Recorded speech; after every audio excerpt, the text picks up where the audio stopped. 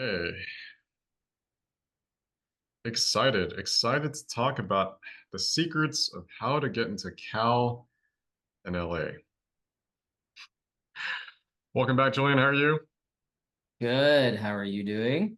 Doing all right. I've been waiting for this one, I considering know. we have a long rivalry going, Bears versus Bruins. I know. I know.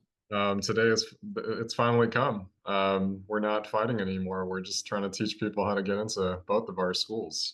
So without further ado, let's get into it. And this is obviously a part of our September seminar series. And last time we covered really how the US college admission system works. And today we're going to cover two of our most famous schools here in the States, but also amongst our parents and families and students. Berkeley, LA. Who doesn't want to go to Berkeley and LA? I think a lot more people want to go to LA, though. What do you think, Julian? I think you might be right there. And rightfully Myself, so. Okay, no, I'm just kidding. myself, UC Berkeley alum, Julian, UCLA alum. So we are going to have a lot of representation today.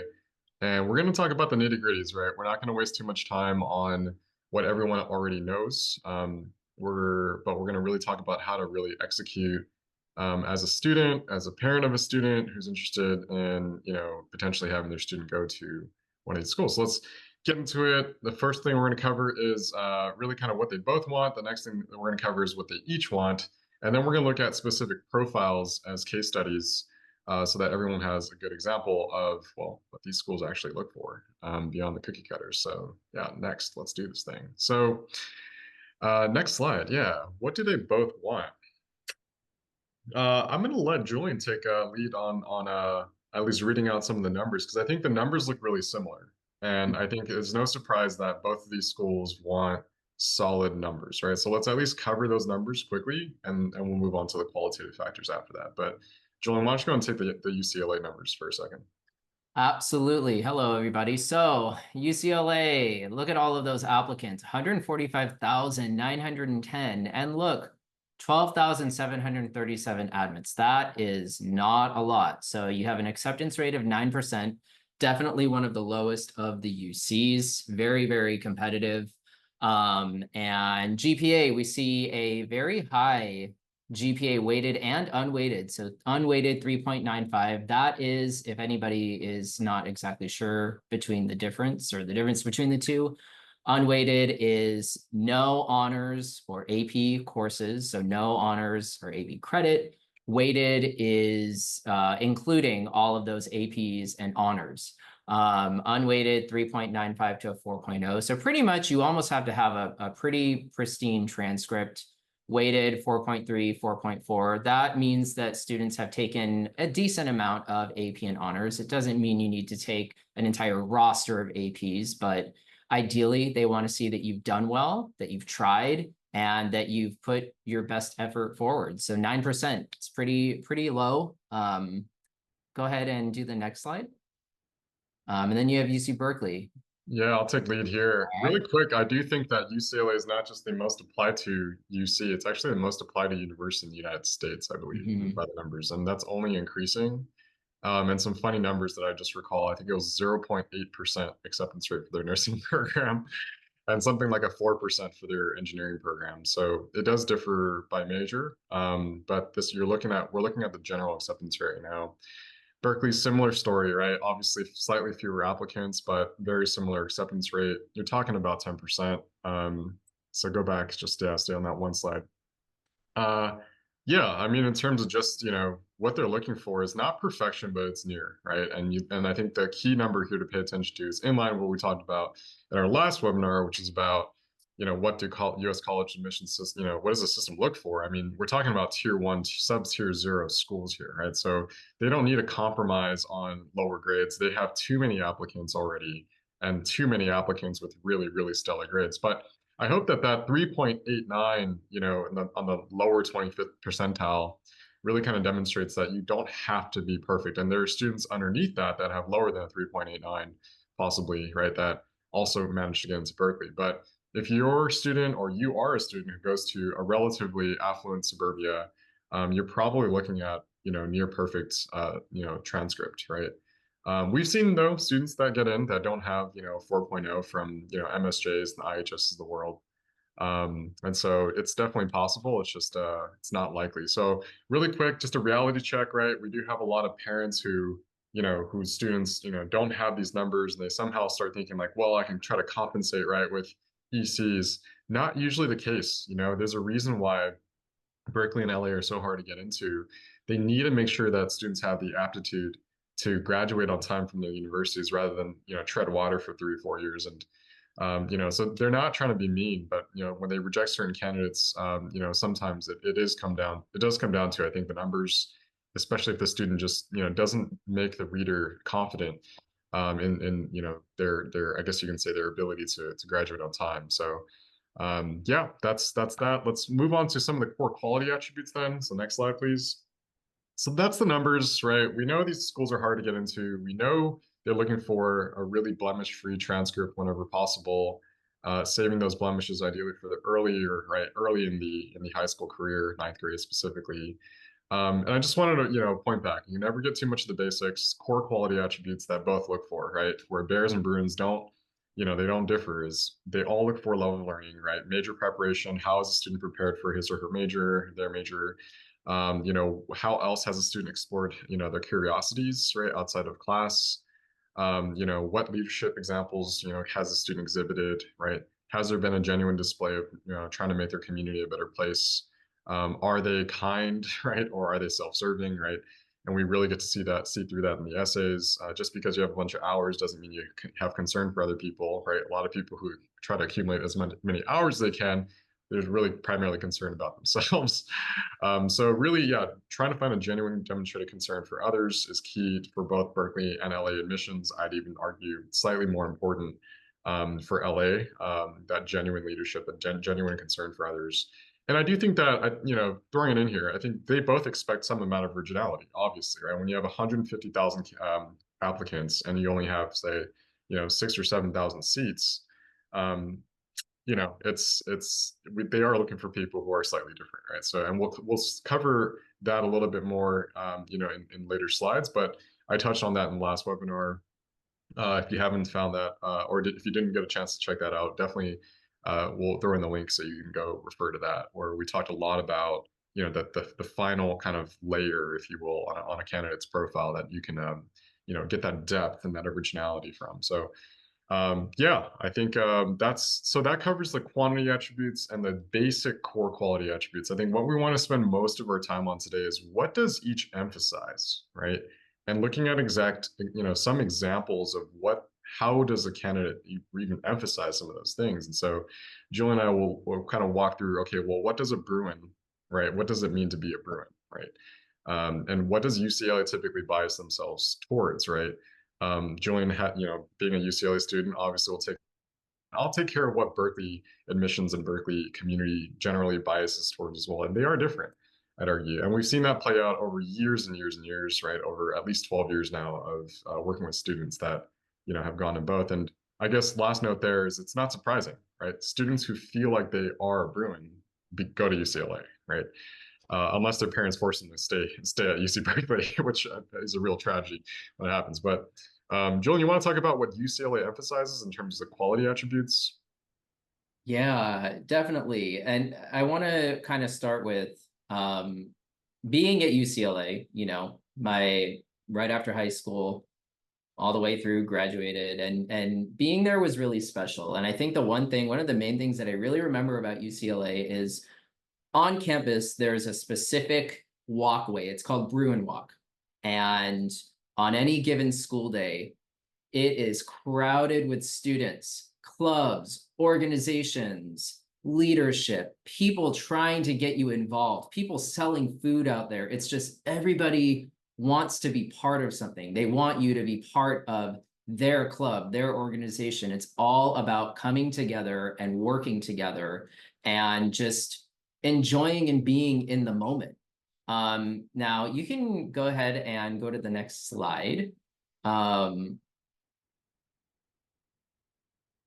So like I was saying, and that's community. I was really mentioning, we're really involved. We don't want, or UCLA, I guess I should say, doesn't just want somebody who has a perfect 4.0 GPA. That's not what it's about. Yes, in part, that's what it's about, but we want to see the human, the person that you are. What do you want to contribute? What causes are you passionate about? Have you served your community? So we're really, really involved in our communities, and we want to know what your impact is, why you're serving these specific communities. Any student, let's say a senior that's applying, anybody can say, yeah, I'm volunteering and I'm working at a homeless shelter. Okay, that's great.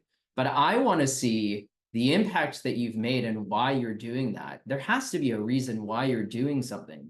And if you can show me your genuine interest, compassion, and just strong desire to really support communities, that's what's going to make you stand out, especially for UCLA, because from my experience, it wasn't doing things solo, it was doing things with other students. It was getting involved, being part of something greater than ourselves.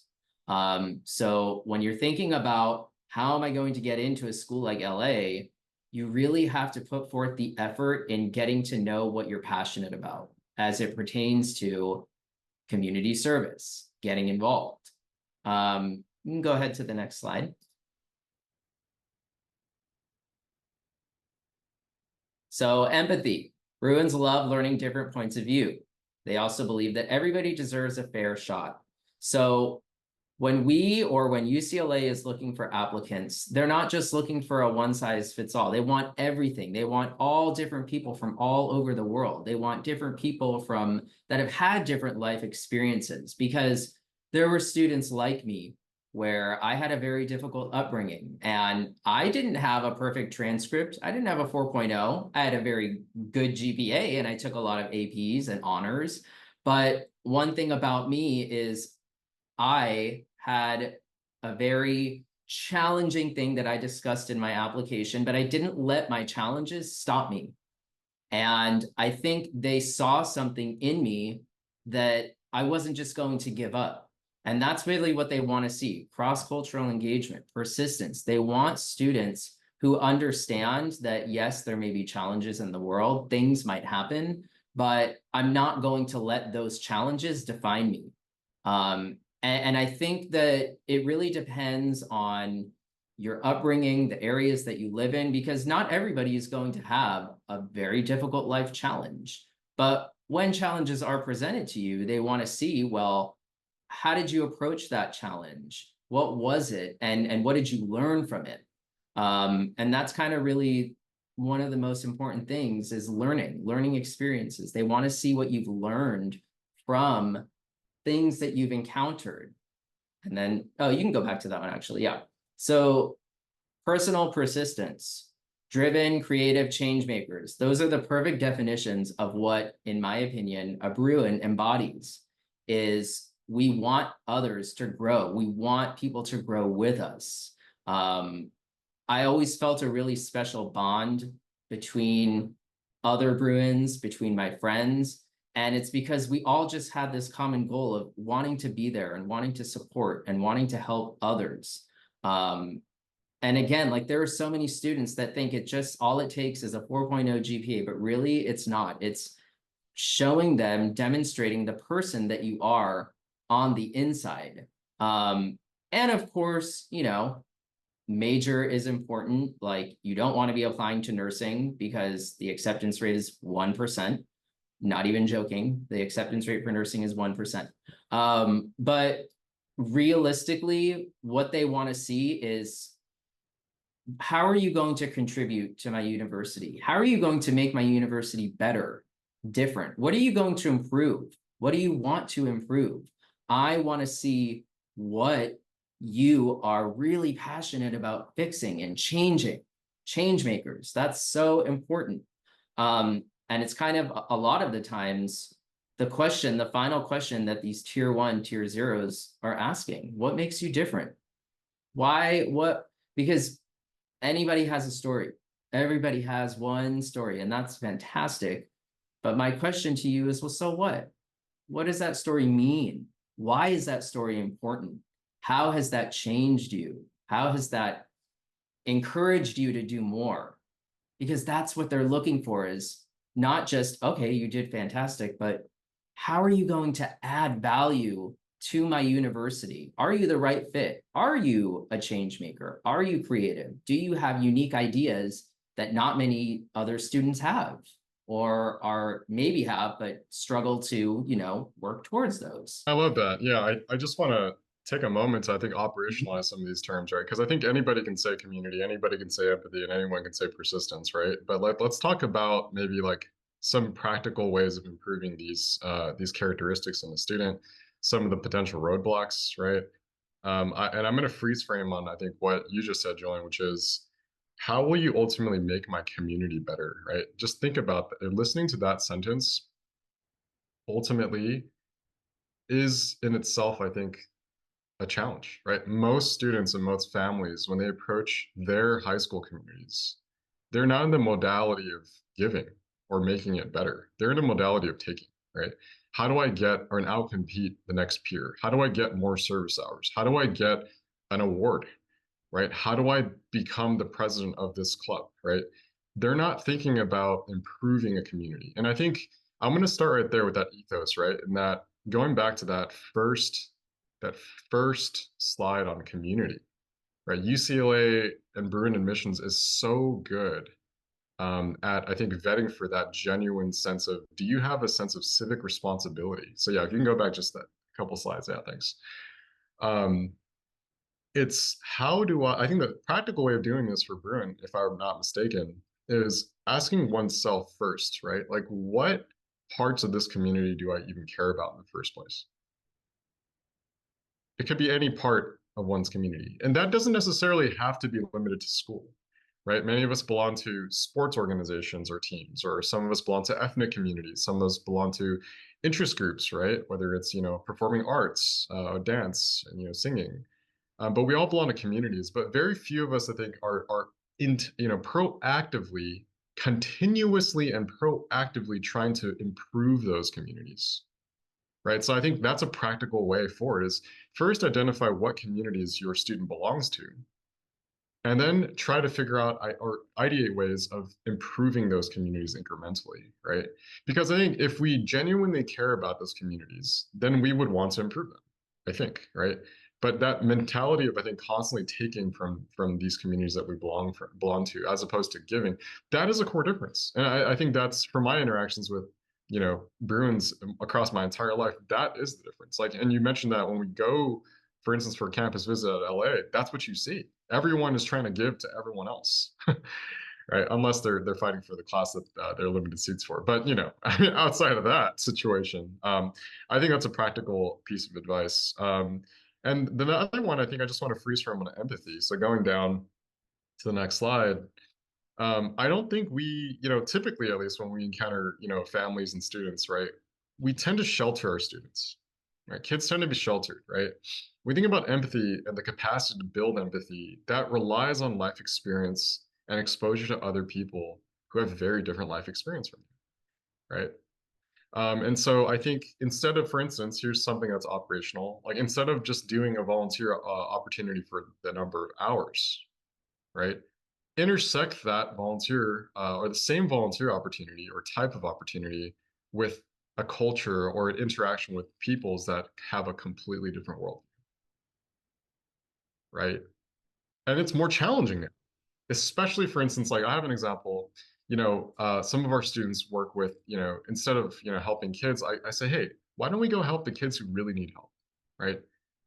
Whose parents can't afford tutoring, right? So they send them to Boys and Girls Club, or children with special needs, right? Most students feel uncomfortable with these settings because, well, it's different, right? And it's also hard, right? How do I communicate with a student with Tourette's, right? How do I communicate with a student who's in Spanish because they're in sixth grade but are at first grade level English? These are, by the way, real stories of our students, right? um, it puts us in these positions that, yes, they're tough, but that's the whole point is, can we be responsible, right, for people who are very different from us? Can we see their perspective? Do we have that humility, right? And the last slide here, I just wanted to say one final way of operationalizing it is we tend to shelter our kids also from failure. right? When we think about personal persistence, right? I mean, yeah, the persistence word is overused for sure in admissions because most students and families think about it from an academic standpoint. Oh, I took all these APs, right? But what Julian, you're referring to, we're talking about life challenges, right? Circumstances, right? Now, granted, let's say you're a parent or you're a student, who doesn't have circumstances, challenging circumstances. Well, I challenge that student to find something, right? Find ways to challenge yourself, let's say through volunteering. Don't do the easy one. Don't just sign up for the thing that is so simple. Oh, I just have to teach math and I'm already good at math and I'm teaching it to these affluent kids who are also already good at math, right?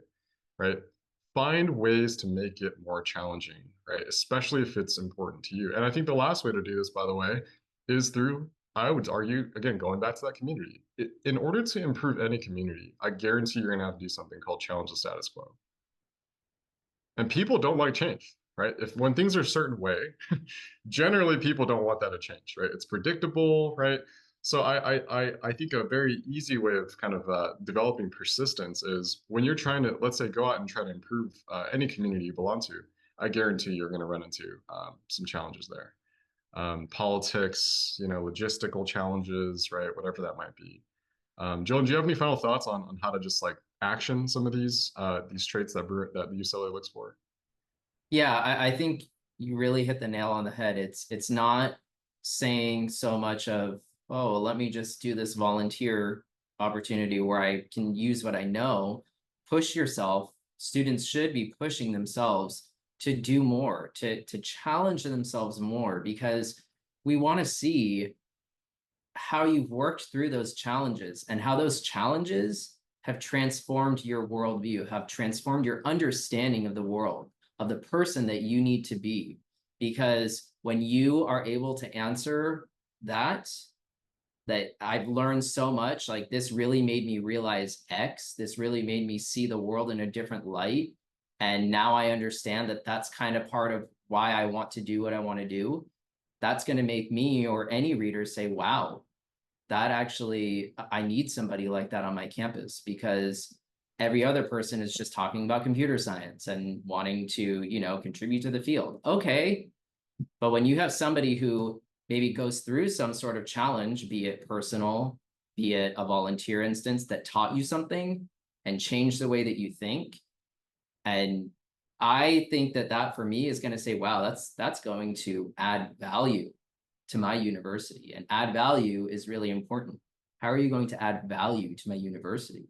Yeah, that reminds me of a personal insight question, PIQ, UC number Yep. 5, right? What is the most significant challenge you faced, right? Most Yep. students, they can't think of anything past academics, right? Mm-hmm. Which is really telling.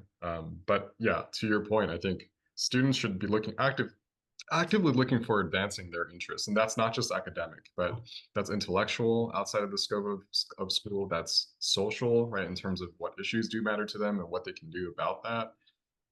So yeah, let's move on though. Let's take a look at now what Cal emphasizes. Because there is a slightly different, I guess, emphases, right? And I think there's already a question here about okay, well, if one is applying to many UCs, what should you do? Ultimately, I would argue a lot of these things are not mutually exclusive, right? Community, for instance, empathy, building empathy and persistence, right, can actually be intersected with everything I'm about to say with UC Berkeley. So it's not like you have to modify, right, your actions to fit one particular school, because I think you can actually satisfy many of them, right? In fact, I think that's really, if you are ambitious enough, right, you can actually have a student try to do or encapsulate or embody all these characteristics with few actions, if that makes sense, right? That's what we call high ROI activities. But let's get into what does Berkeley emphasize. Next slide, please. First thing is depth of knowledge, right? There's no secret, okay, right? If Bruins are the social leaders of the world, theirs are definitely the nerds, and by that I don't mean in a bad way. We just like to learn, and myself, having gone to Berkeley, it was so easy to pick up deep conversation with anybody, anywhere, anytime, right? I love talking to students from, in my Muslims in America class or sociology of the family, or just bumping shoulders with this crazy, neuroscientist, who's passionate about the field. And I think that comes from, again, not just like cookie cutter ECs, right? I think if you're trying to get to Berkeley, it's not just about signing up for a club, right? No, it's about genuinely and deeply exploring that topic on your own, right? Asking questions and finding the domain experts in that field or that question, right?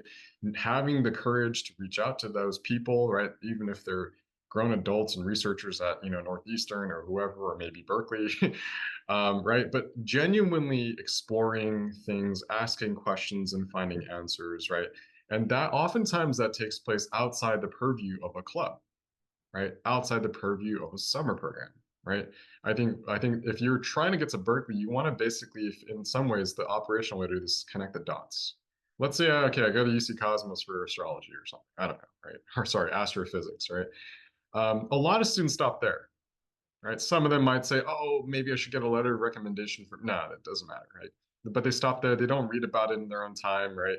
They wait for their physics class next year, they're not engaged with it. I would argue if you're trying to get to Berkeley, you should be constantly engaged with something you're interested in. You shouldn't be waiting for a club meeting. You shouldn't be waiting for a summer program, right?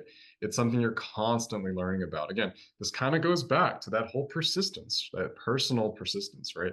Is can you continuously push yourself, right? So that's number one. I think it's very common denominator amongst bears, right? We can all have these beautiful intellectual conversations because we all are quite deep thinkers, and we're not waiting for someone to give us information, right? We are going after it consistently.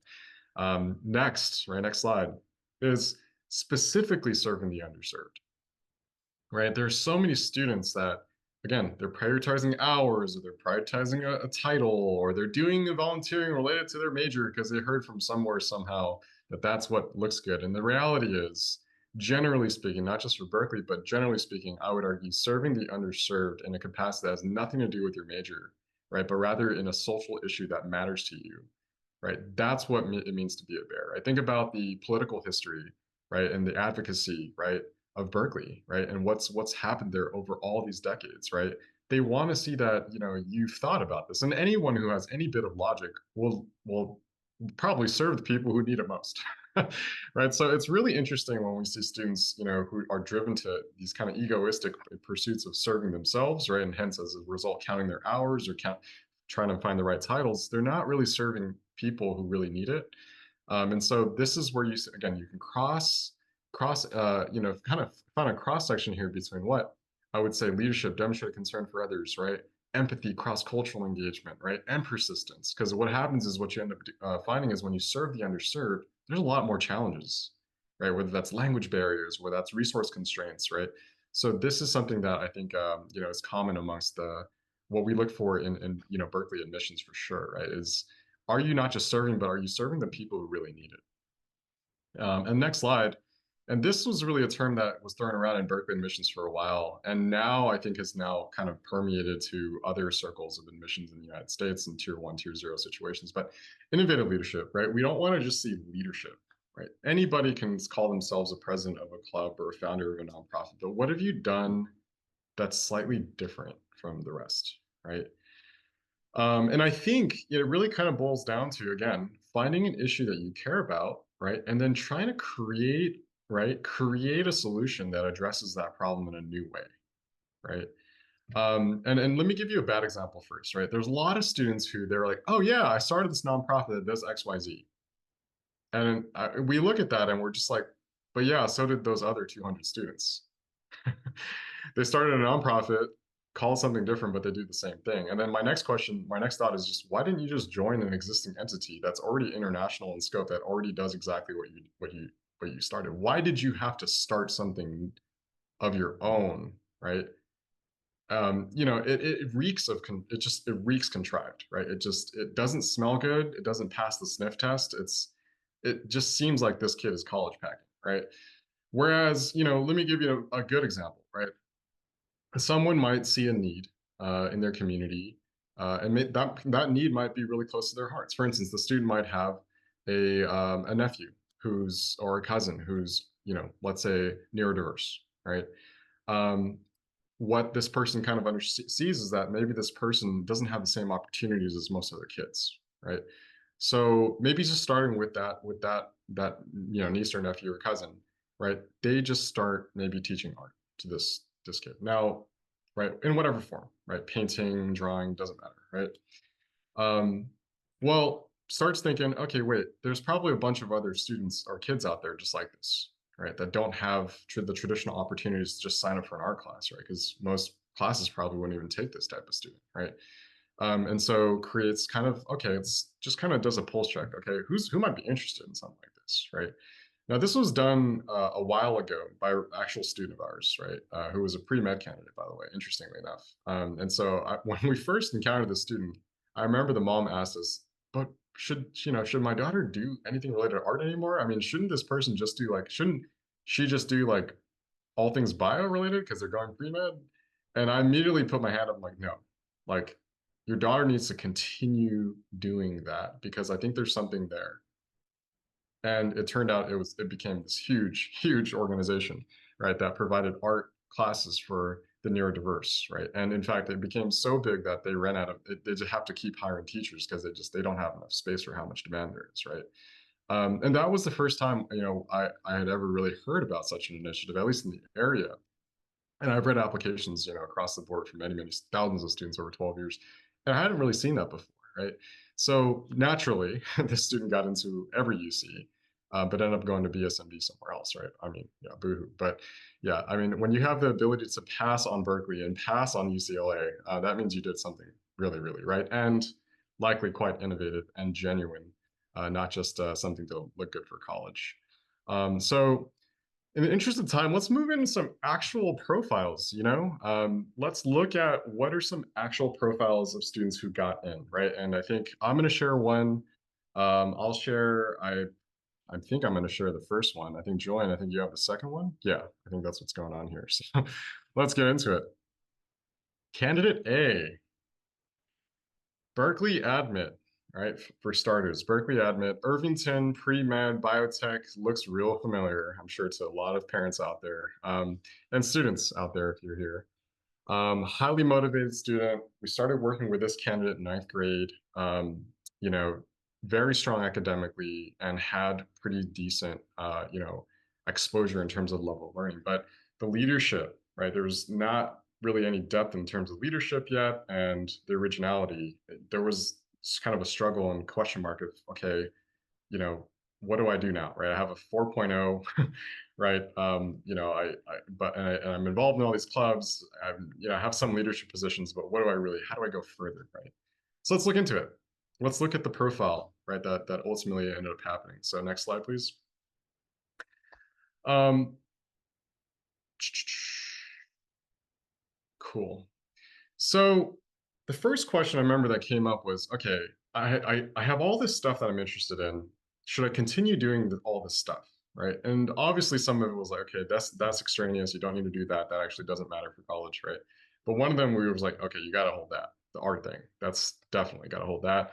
And it turned out this candidate was actually really creative, right? Even though this candidate wanted to go pre-med and was very, obviously, as you can imagine, had a science brain, right? Was very good at biology, right? Um, had this really killer creativity. And so we were like, okay, how do we really foster that and leverage that creativity, right? So we intersected it first with the major, right? First things first, we're like, how do we leverage our creativity with bio? And so what you find here are, the black and gold, right? Those are the highlights that basically we figured out ways to add on and layer onto her profile, became much more robust, right? In addition to obviously a very nice transcript, right? In addition to, test scores, which by the way we contribute to as well, but good test scores on her part, right? And an existing body of knowledge in her major. This candidate was able to kind of, add on a few more layers, right? Bioinnovations, right? Serving the underserved, right? We found ways to not just do that through the innovations that this candidate created, but also through another thing that was not related to major at all, right? This candidate was really invested in how do I give knowledge to people who don't have the traditional access to it, right? And this wasn't just in another country. I think this is very common. Like, a lot of kids like, oh, let's go tutor somebody in India or Mexico. And it was like, no, we made it a point. No, you have to serve people in your own community, your locale, right? And so it was not just locale, but it was also eventually international, right? And it was genuine, the student really cared about this because the student realized there's a difference between learning and learning that was fun. And so that was the angle that the student really provided, right? And so if you can make learning fun, right, then you can capture the imaginations of kids. And within that, right, for the underserved youth, rolled in art, right? There's that art bit, right? Rolled in art into the curriculum of learning that's fun, right? And when everyone else was, STEM this, STEM that, oh, I taught robotics here, or I taught math here, right? This student was like, no, it's all important, right? Science is important, art's important, and everything in between is important. Humanities are important, right? So it covered every subject, and it wanted me to make every subject funner. And last but not least, I think this is the cherry on the top in this candidate's profile. Again, going back to the original question, should I continue any of this, performing art stuff or art stuff? And this stuff actually is ultimately what this candidate received awards in at state level, national level, choir, photography, right? And it all started in the ninth grade. If we told that student, no, you should stop those things because you need to focus on APs, self-studying for more APs, right? SAT, this, that, AP count, bio accolades, blah, blah, blah. This candidate would never have achieved the additional dimensions, right? That really made this candidate almost pop off of the screen, right? It just was, it was amazing. And the image here we're including because I like to kind of think of it as like you touch something and it turns to gold, right? If a candidate can touch something and it turns to gold, anything could be leadership opportunity, could be a club, could be an innovation that they're now working to patent with Stanford. It could be choir bit, it could be a photography, component for national competition. They touch it, turns to gold. That typically, almost always, the manifestation of they've really, really deeply investigated that interest of theirs, right? To the point where if they, whether it's a competition or an organization, they touch it, and it's beautiful, right? The outcome is beautiful. And the beauty of this whole thing is that it's not their aim. Achievement is actually not the aim here, right? It's just genuine exploration and depth of exploration, right? So this is this is one of our candidates from recent years. We're very, very proud of. In fact, I think Julian knows who this candidate is. And so yeah, I think the next slide, please. Right, layering on, staying genuine to oneself, right, went from a profile score of 260 to 400, right, which really unlocks every door in the United States for college admissions, right? And obviously we have a lot of data systems to track this, but the results show that, right? Obviously the admissions are crazy. Got into a whole bunch of schools, a lot of scholarship money. So yeah, it's the numbers don't lie. And I just wanted to highlight the next slide, this question, right, that I started with. I'll never forget because I think it's the thing that ultimately set this candidate apart. But I just remember this coming up. I barely have time. Should I continue to do this art stuff, choir, art, photography, right? Because I think we find our students run into this question all the time. And you can replace choir, art, photography with any personal interest, right? And it's so easy to kind of fall into that FOMO, that fear, that anxiety of, well, if I had a bit more time, I can take an extra AP. If I had a bit more time, I can study more. If I had a bit more time, I could do these quantitative things. When in reality, to get to Berkeley, yes, it's important to have the quantitative, but once that's been established, you have to leave that realm and you have to really start investing time and resources in building these qualitative components, not at a surface level, but at a much deeper place, right? Or else it's just not going to be good enough, right? For the likes of a Berkeley or LA, which again, less than 10% acceptance rate, as you've already seen. So yeah, that's the bit on a Berkeley candidate who was obviously eventually admitted. But Julian, I think you have the next one. Yes, I do. So we have candidate B, good old American high school. Now candidate B did actually start with us in 10th grade. I did not work with the student for 10th grade. However, I met this student in his senior year and I had a conversation with him, and I just knew the way he presented himself, the way he talked about his activities, the UCLA. And I told him from the beginning, I said, I know you're going to get into UCLA. Like I can feel it. And he just was very, very special. He was very, very strong academically, knew what he wanted to do in terms of major, in terms of what he wanted to explore. And he had a very strong profile. And I do want to kind of jump into the specifics, and I want to point something out. So we see here, and this is very important. If you look at number 1 and number 2, unweighted 4.0 with weighted coursework, SAT, 1550s, 5s, et cetera, can you jump back to candidate A? Unweighted 4.0 with weighted coursework, SAT, 1550s, 5s, and APs. Same exact stats. So this goes to show you that both of these students, they have perfect grades, they have a strong SAT, which the UCs don't even review, but it just goes to show you it's not enough. You can have the same exact scores as everybody else, but I want to know what you did different. And candidate B for UCLA was initially going for computer science. And even though he had all of everything they needed, I said, no, you are not applying computer science because you're just going to shoot yourself in the foot. And he did not apply computer science, actually applied to the School of Engineering and got admitted. And the reason is there was just, he had so many special stories. He didn't just focus on engineering. And I'll go into robotics and engineering and kind of the things that he did. But first, I want to go into number 5, which was empathy.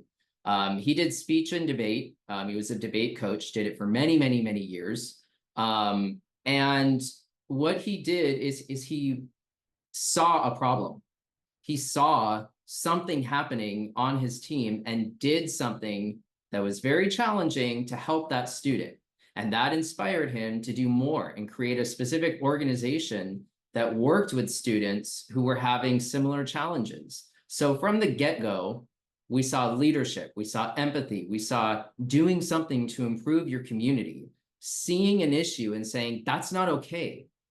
That shouldn't be happening. And I had this experience with debate where it was really special to me. And I can't believe that somebody else, that's happening to somebody else. So from that just initial thing is a standout, because not a lot of students are willing to take that extra initiative to get uncomfortable and stand up for somebody by saying, what you're doing isn't okay, and I want to make this better for these other people. So he did that. That was one thing. And another thing was he really explored computer science, engineering. He was dedicated to robotics, was the captain of the team, which a title, yes, is fantastic. It usually doesn't mean, at times, it can't really mean anything unless you do something with it. And he did a lot for his team. He helped teammates, worked with them, very involved with his team. There was a lot of collaboration that you saw, a lot of dedication. Also did environmental innovation. So we were kind of blending 2 different academic subjects. We have engineering, but then we also have environmental science. And then you also have the added other kind of educational area of speech, debate, English language.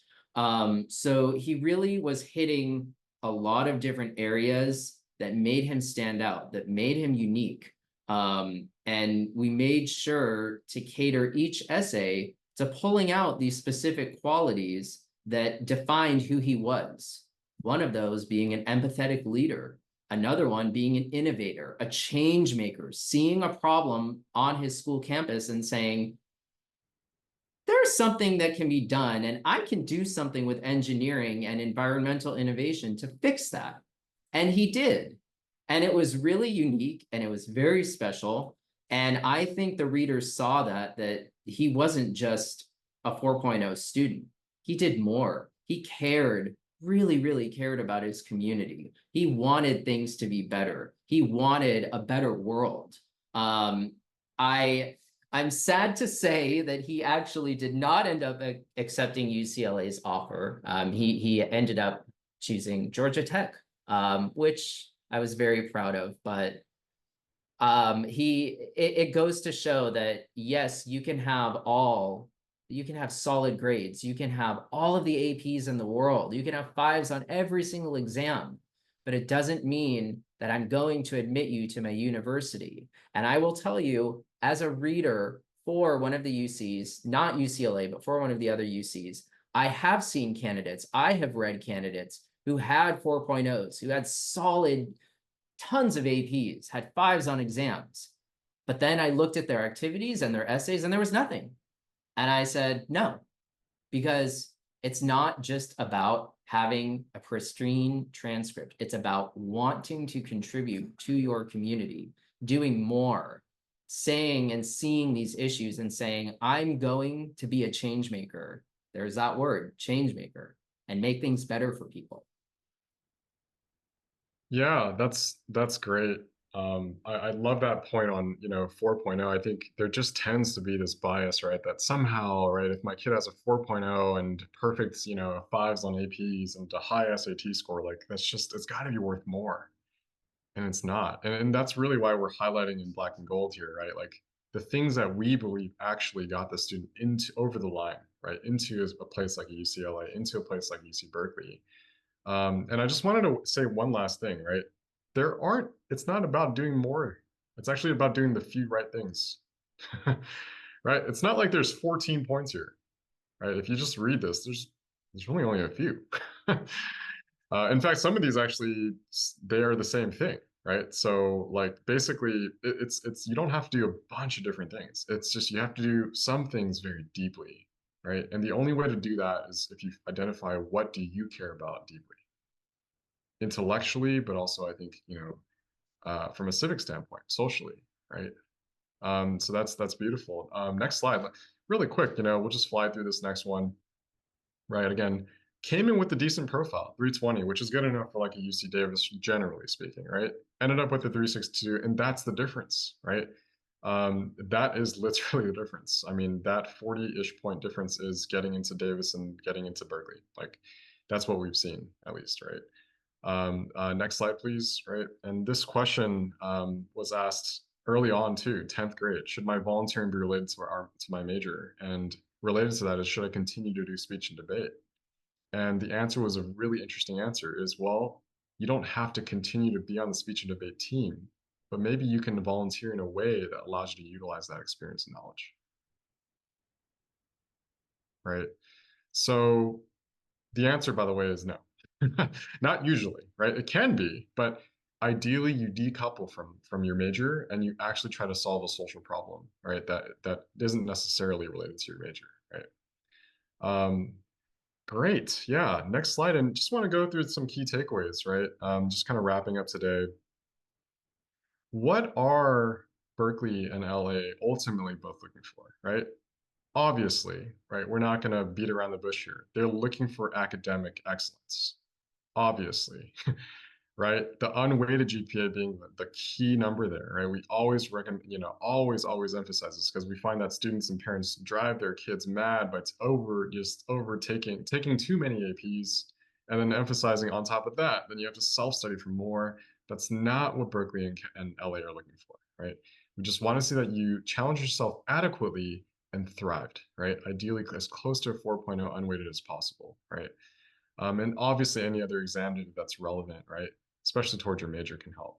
Past that, of course, having key demonstrations of quality attributes, those core, right, what we call the golden three, right? Love of learning, leadership, demonstrated concern for others in a genuine way, not in a very contrived way, not in a way, if you're starting off with the question is what does colleges look for, you're asking the wrong one, right? You got to start off with what does my kid care about?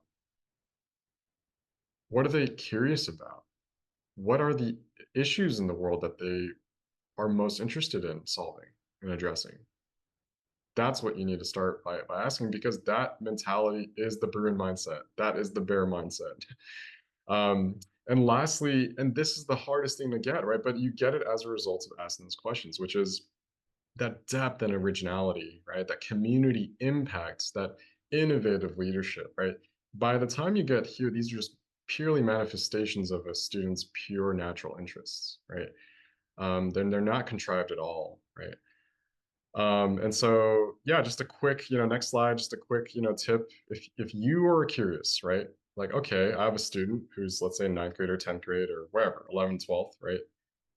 Where do they stand? Are they good enough at Berkeley LA? We have a free student profile scoring system, right? So, it's crazy. And it's incredibly accurate. And we take the same evaluation approach, right? Obviously, because many of us have either gone there, worked there, are still working there, and so we're able to basically predict with very high accuracy, right? Ultimately, whether a student is or is not qualified, right? For not just the UCs, LA and Berkeley, but any university, right, in the States. So it's incredibly powerful stuff. And so, yeah, with that said, I think it's time to open up for some Q&A. I know we're a bit running a little bit long today too, but I hope it was useful. Next slide, please. Yeah, Q&A. And if you have any questions, are curious about getting a profile score for your student, right, just email us, right? We're just one click away. But yeah, we'll take a look at some of the questions in the chat. Feel free to drop them now if you still have any. And I just want to remind everybody, we do have another webinar next week, Wednesday, 7 o'clock, same time, same place. Just make sure you register for that if you haven't already. Share it with, parents and students who you think might benefit. These are all just for educational purposes, right? We really want to make sure that the community is more well-informed and, hopefully less stressful and happier as a result. So yeah, we have a question here from Vish. If one is applying to multiple UCs, how will this work as the same essays go to all schools? Well, for the UCs, you have to write 4 essays. And so naturally you can choose which character attributes you want to apply for, you want to demonstrate. And so, let's say I'm trying to demonstrate innovative leadership to Berkeley, right? Let's say I'm trying to demonstrate community, a sense of civic responsibility to UCLA. I just simply choose the respective prompts if I really want to demonstrate those character attributes. So in that case, it was respectively UC prompt number 1 and prompt number 7. Right. So you'll be applying to multiple UCs, but you can cover 4 different topics or quality attributes in your PIQs. Yeah. Julian, you want to take the next question there? I see one with someone with the 3.8. Yes. So would somebody with a 3.8 unweighted GPA still get into UCLA or UCB? Absolutely. Dependent on major, dependent on what other activities you've been involved in, depends on what drives you, what inspires you, and what you've done to achieve all of that. But yes, ideally, we do want to see a 3.9 4.0. However, I have seen students get in with 3.8s. I believe actually I got admitted. The mine was many years ago, but I believe I was around a 3.8 when I got admitted. So, yes. Yeah, I can chime in there as well. Absolutely. Yeah, we've had a lot of students with 3.8s get into LA, Berkeley. It's not impossible for sure. And I think it's really important to note, it really matters where the Bs came in, right? Because not all 3.8s are created equal, right? I could have gotten a 3.8, but just had a really bad showing in the 9th grade, right? Slow start, right? I could have gotten a 3.8 and just got Bs in all my math classes, but I might be applying as an English major. And vice versa, right? I might be a 3.8 and only got Bs in Spanish, where the rest of my core classes in English and math are untouched, right? They're all A's, right? So in addition to that, there's also mitigation factors, right? So that's what we work with our students on when they're in those positions of slightly tricky, right? Let's say they're a BA, right? B first semester, A second semester in calc, and they maybe got I don't know, they're going for an engineering major, right? That's kind of a tricky situation because there's a little bit of doubt in that student's aptitude. So beyond the GPA, right? Obviously, colleges can look at other metrics, including in that case, right? What was the AP score then eventually, right? Because if we're looking at a BA5 on an AP Calc storyline, I think you're fine, right? So the 3.8 doesn't fully represent or reflect a student's ability, and colleges know that, Berkeley and LA included, of course. Next question is, I'll take this one as a computer science major. What other majors would you encourage someone to look at? This is it's a tricky question because I think it comes with the assumption, right, that sometimes, you can just transfer into another major. Like in fact, today, no kidding, I spoke with a parent who was like, oh, can I just, apply for something else that's really easy to get into and just switch in later? And the answer is no, you can't. You can't just do that. And some schools have gotten really strict about that. You can't just, go in as, I don't know, a philosophy major and expect yourself to just be able to sneak your foot in the door, for computer science. But to answer the question, what other majors should you look at? I think the better question there is why are we looking at other majors? But if there are a few proximity majors that we generally think about, is obviously engineering undeclared, or any of the engineering disciplines in general. I like engineering undeclared because it lands you in the COE, College of Engineering, and it also grants you access to computer science courses down the road, um, while also leaving the door open for other engineering disciplines. I like CogSci because there is some coding and data science within that field. I like potentially data science, right? If we want to go in there, although that's a debate that's ongoing now because ChatGPT will probably eliminate all those jobs in a matter of 6 months. But yeah, there are other majors, right? Some people might even go so far as just to like applied math, applied physics, right? But I think that's when you're playing with a little bit of fire, right? Because computer science is typically located in something called the College of Engineering. Physics and math majors are typically located in letters and science. So if you're trying to go from LNS to COE, it's not guaranteed. In fact, you're lower on the totem pole because they need to first prioritize their kids who are already inside COE. So you're not really guaranteed. You can't just secure that slot, coming from a different college within the university. Julian, do you have any thoughts on that, or do you want to take the next question? Yeah, I think you pretty much answered all of it. It really is dependent on what you've done. It also is dependent on what your interests are. So there are a lot of majors that are similar to computer science that maybe will give you a slightly higher edge at admission. And you have to remember that the courses that you're taking as a computer science major are probably going to be similar to other majors that are in the same umbrella or under the same umbrella. So you don't have to major in computer science to take computer science courses. That's what I'll say. Got it. Yeah, one last question here, and we'll just take this as the last one for today. What advice do you have for transfer students looking to apply to LA or Berkeley? First off, I'd say if you're a transfer student, it's different, right? They look for work experience ideally. So some proven work experience ideally related to your field of interest or your major of interest. So that really kind of takes place of love of learning, if you will, right, from a core component. So I do that, and I'd say honestly, same thing from a leadership and demonstrated concern standpoint. Are you involved in your community, right? A lot of students, when they become transfer students, they heard, oh, well, I can just utilize this thing called TAG, which is a transfer admission guarantee, or they heard, oh, like, it's a lot easier. And the truth is, it's not. I think that the biggest mistakes I see that transfer students make is one, they go in and they just think that, oh, like, this is, basically I don't have to do much. And the truth is, no, you actually have to do a lot in a shorter amount of time.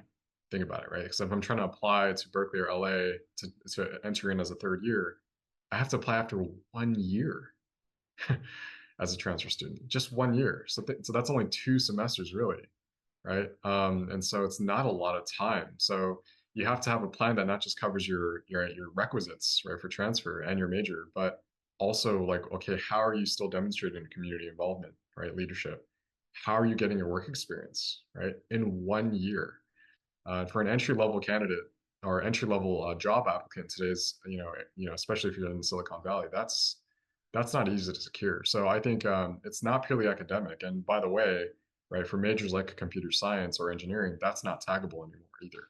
Right, so you can't guarantee an admissions through transfer to LA or Berkeley ever. They've never tagged, not as far as I know. But even for like the likes of an Irvine or Santa Barbara, those engineering majors are off limits for guarantees. You really have to demonstrate, love of learning, leadership, and that work experience, or else, again, going back to Julian's point, right? You can be a perfect stellar 4.0 student, but if you're lacking the other well-rounded areas, that's not what LA and Berkeley are looking for, even for transfer students. Yeah. So I hope today was useful. If you guys have any other questions, feel free to email hello@readyedgego.com. Thank you so much for joining, and do join again next Wednesday at 7. Share it, like, subscribe our socials. We're here to make life easier. That's really our mission. And again, the more parents understand this, hopefully this saves not just parent stress, but ultimately student stress too. We're all about student happiness here, one student at a time. So great seeing everybody, and we look forward to seeing you next time. Take care now. Thank you.